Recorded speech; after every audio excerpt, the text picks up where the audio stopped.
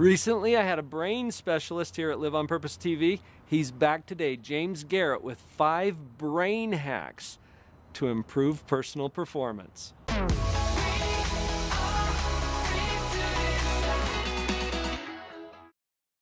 had my friend James Garrett here with me a few episodes ago. You may have caught that one about how to get inspiration for writing. If you missed it, you can link to it right up here. We're back. Because we didn't finish our conversation, James. There's so much to this.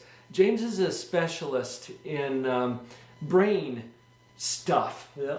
I know that's kind of a sloppy way to say it. But our brain is such an important contributor to every aspect of our experience. So when we're talking about improving performance or increasing productivity, or we're going to draw on this resource to make that happen. And there's different modes of brain functioning. You'll see that in the other video that we did. James, in the other video and on our podcast earlier, you referred to it being kind of like your cell phone battery. And you know the little icon that shows that your battery's full? I've even seen commercials about this, you know, that for energy drinks or something, but people are going around with full battery and there's others that are depleted and they're getting into the red. Yeah. Right? Yeah. That's it. Can you just share briefly that analogy again and how our brain, different modes of attention contribute to that? Yeah, so the basic idea is that your brain is like a battery. Think of it like your cell phone battery. So when you wake up in the morning, it pretty much has a full charge. As you use that battery, meaning it costs your brain energy, physical energy, to operate. It's literally consuming power. It's consuming power. It operates on electricity. It's a metabolic process. You're right. They're just like your other cells, right? Right. And so it's using up that energy for concentration. It's using up that energy to, if you're, doing errands with your kids and trying to be vigilant and keeping that watch, that directing your attention. All of that requires energy. Staying on it. Almost every activity requires some form of energy from the brain. So again, as you use it up, you're left with less of it for later on in the day. Right? It's an exhaustible. That makes sense. It's an exhaustible resource. Yeah. What's cool about it is you can actually recharge it throughout the day. Most of us don't do this. Most of us go throughout our day where it's go. Push it, get it done. Right. Because you got to close the deal, or you got to get the paper submitted, or whatever, right? I mean, there's deadlines. There's so much pressure. And keep working. Yeah. Yeah. And we've been taught that the formula for success is just go. And we all do this. We've all bought into it on some level. We all do this, and then we collapse at night. And we're kind of the worst versions of ourselves late at night when we're with our kids or other places, because we're these exhausted, depleted, physically and mentally depleted versions of ourselves. Well, you can recharge that battery, and some activities do recharge, and some don't. Okay. So your brain is really good at demanding a break when it's exhausted. It's really bad at telling you what kind of a break is going to actually restore that battery. So you'll be cruising along doing your thing, right? Yeah. And you start to feel like, like you feel the depletion. I call it the 3 o'clock slump. Yeah.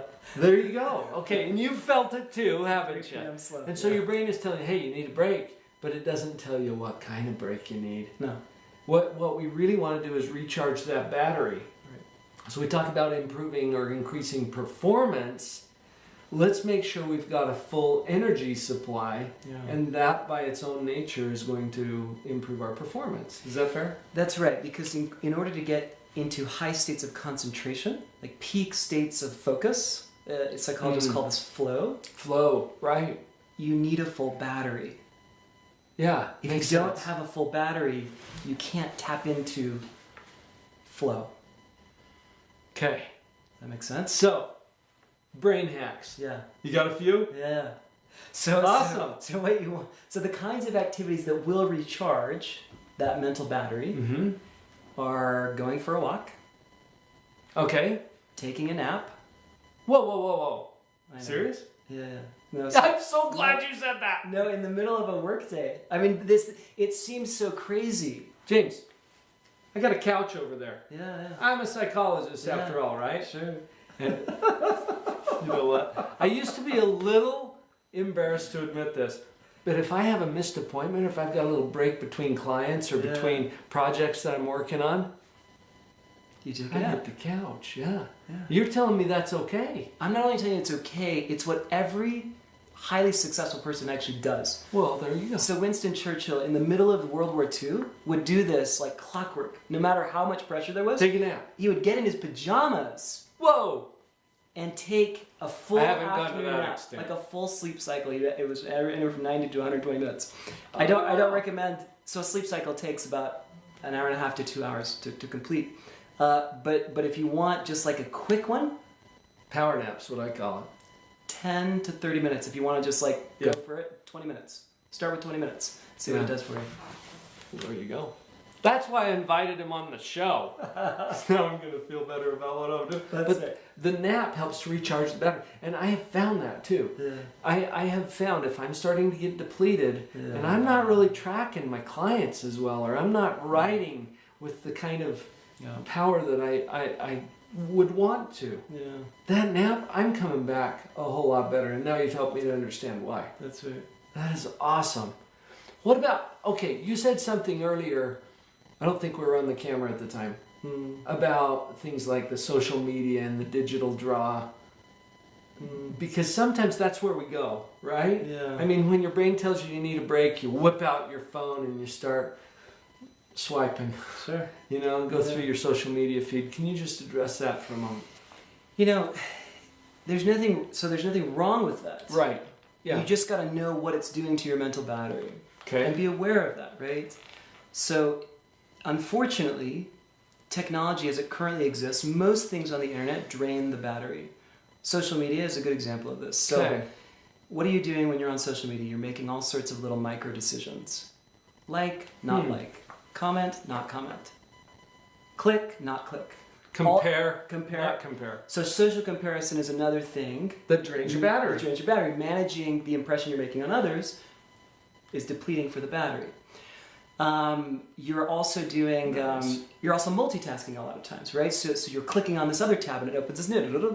Multitasking is one of the most depleting things your brain can do because you actually can't Okay. multitask. What you do is you task switch very rapidly from thing to thing. It feels like you're multitasking, but what you're actually doing is having to redirect your attention Right. multiple times. They've shown that in a short multitasking amount is of a time. myth. It's not. It is a We myth. don't do it. We actually can't do it. So you're saying that the natural draw that we might have toward our social media, and it's so convenient. It's just there in the palm of your hand. Yeah, it's fun. Right, and it is fun. It's fun, and right? Yeah. and there's some benefit for fun, Sure, but you're saying sure. because of the way it engages our brain, it's not necessarily the break that we need. Our brain tells us we need a break, but it doesn't tell us what kind of a break we need. So if we get into that, we're really not helping the situation. That's right. Okay. You would do much better to Okay. open a meditation app for 10 minutes. Right? Meditation. Yeah. That's pretty old school. Does that Yeah. stuff really work? Yeah. So the You can tell science, I'm drawing you there. the science around meditation, you probably heard this word mindfulness, right? Yeah. Mindfulness, all it means, it's not complicated. All it means is a heightened state of awareness. Right? You have a being higher present, level. being conscious and aware.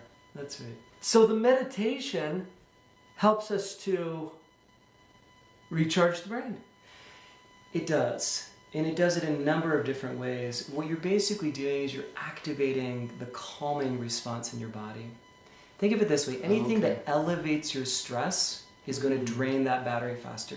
Yeah. Anything that calms your body down is going to recharge that battery. That's the basic Okay. rule. So when you're meditating, it doesn't have to be a full meditation. You can just breathe. Sometimes I tell people, look, you've got to wait in line at least a couple times a day. Maybe it's in traffic, maybe it's at the grocery store, maybe it's to pick up your kids for preschool. Mm-hmm. What do we do in those moments? We often get frustrated why are we in the surge of like, it's low level, but it's some negative emotion, stress, frustration, like what's taking so long, whatever, right? Right, because you got to get back to it. Because you got another appointment right after that, right? That's right. Round and round we go, right? Yeah. So you see those moments as opportunities to breathe, right? And it's not complicated. You just want to breathe out slower than you breathe in. That's it. If you do that, it will activate the calming response in your body and start restoring that mental battery. Almost like a switch. Well, you've talked about it as a switch before. Yeah. We're switching from executive functioning over to that calming, more creative, mind-wandering. What they found is that having creative ideas, having your best ideas, almost always happens in a calm, bodily and mental state. Totally makes sense. This is why we have good ideas in the shower. Right? Warm water. Yeah. No pressure. Nothing else to do. Right. We're just right. And I've gone so far as I actually have a notebook in my shower. You've had good ideas in the shower, haven't you? You know you have. People know this, and there's something called Aqua Notes that I use. Oh, I've heard about They're like that. Waterproof notes. Because if you have a good idea, you don't want to lose it, and you can't bring paper in the shower or your device, it'll get ruined. So, there's creative ways to capture all those micro ideas that happen to you in these relaxed states. Yeah. Yeah. Cool. I think we've covered naps, walks, meditation, taking the right kind of a break. So instead of getting drawn into that social media or the electronics, to allow that to go a little different direction. Maybe go take a walk or a nap. This is the kind of break that your mind needs. Social connection. Did I miss any that we've talked about already? Or maybe you've got another one that you can think of. Positive emotions. Yeah. I had a note here. I get excited about this, but you're bringing a different perspective to this. Can you help us to see why positive emotion would be important to increasing performance? Sure. Take that challenge. So positive emotion. The old paradigm was that positive emotion followed success. You achieve some goal, you achieve some outcome, you really want to, and then I'm going to be happy, right? Like on a long timeline, our life, what this means is we'll be happy someday. After we get through this really high-stakes, stressful career, and our kids are raised and they're out of the house. There is a correlation between happiness and success. Yeah. There is a correlation, but you're right. We got it backwards. We used to think, well, that means that if we're happy, we'll be if we're successful, we'll be happy. We got it backwards. Yeah. What the psychologists find is that happiness predicts success. Right. In other words, if we are happy, we'll be successful. So you can actually. So it's worth. So when we think of productivity, we're always thinking about, again, go, go, go. How do we make this efficient, efficient? Right. When there's a strong case to be made that what you want to be focusing on is you and your people's well-being, happiness, and flourishing. Yes. And that it's those positive emotional states that drive focus, productivity, connection, and creativity. Wow. That's so awesome. You know what? And it's good news. It's great news. It is good news. Yeah. We say that if you're happy, you'll be successful. Really, if you are happy, you are successful. Yeah. What else do you want? Interesting. Yeah. Right? Sure. But it's also tied, as you pointed out, it is tied to every other measurable aspect of success that we've ever looked at. So what that means is you establish this state of mind, and then everything else clicks. Yeah. Better, more efficiently, more productively. Yeah. So how do we increase performance? Well, some of the answers are going to surprise you, right? Yeah. Take a nap. Yeah. Take a walk. Get yourself in a happy place. Yeah, gratitude. So there's all these strategies positive psychologists have discovered really meaningfully boost happiness. One is gratitude. Right. So creating even a habit of like every time you use the restroom, Yes. after I use the restroom, I will say in my mind one thing I'm grateful for. Right? You're going to do that 5 times a day. Just practice it. And you need something to stack it on. We call it habit stacking or pairing.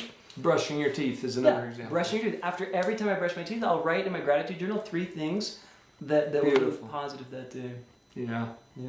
Oh, that's good news. Thank you, James. Yeah, you bet. We got it. I am just so pleased that some of the answers are actually things you're going to enjoy. Let's get our brains working for us instead of against us. I'll see you tomorrow at Live on Purpose TV.